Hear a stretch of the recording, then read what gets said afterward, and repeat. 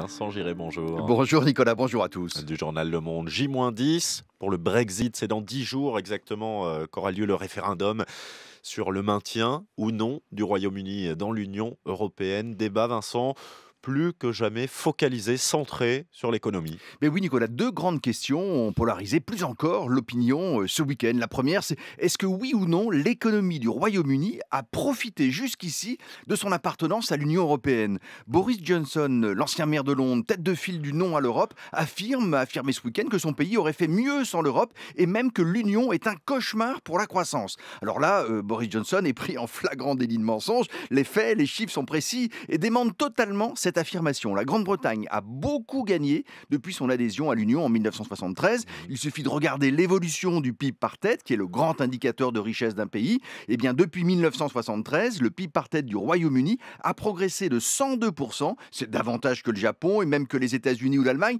Donc, en prenant comme échantillon l'une des les grandes économies développées, eh bien, la Grande-Bretagne ressort largement vainqueur face à ses grands compétiteurs. Non seulement l'Union n'a pas plombé le Royaume-Uni, mais celui-ci en a largement profité.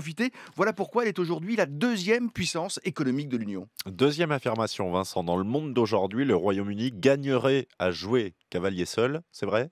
Alors le raisonnement là est déjà plus sophistiqué. Certains partisans du non affirment que le monde a changé, que ce qui était vrai hier ne l'est plus aujourd'hui. Voter Leave, c'est-à-dire pour une sortie de l'Union, serait quitter une structure politique créée au siècle dernier, un projet qui était noble et respectable en 1957, mais qui est aujourd'hui périmé, dit une tenante du non, à l'heure du numérique, de l'économie dématérialisée. Ce n'est plus la géographie qui serait pertinente et donc l'appartenance à un bloc ou un pôle, mais au contraire l'agilité d'une économie libérale, ouverte, connectée, en phase avec le monde, commerçant avec toutes les grandes zones du monde, sans distinction, sans attache, avec en plus une grande place financière qu'est la City. Et ça tient comme raisonnement?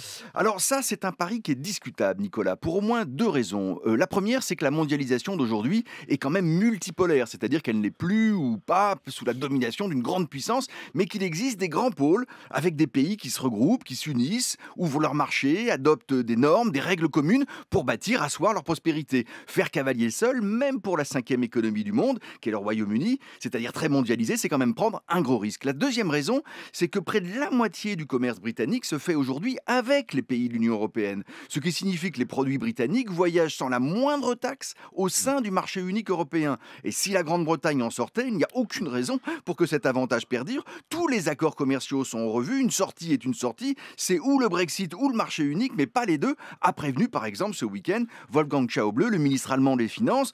Faire donc cavalier seul se paierait pour nos amis britanniques, certainement au prix fort, c'est un sacré saut dans l'inconnu. Réponse dans 10 jours. Merci Vincent Giré.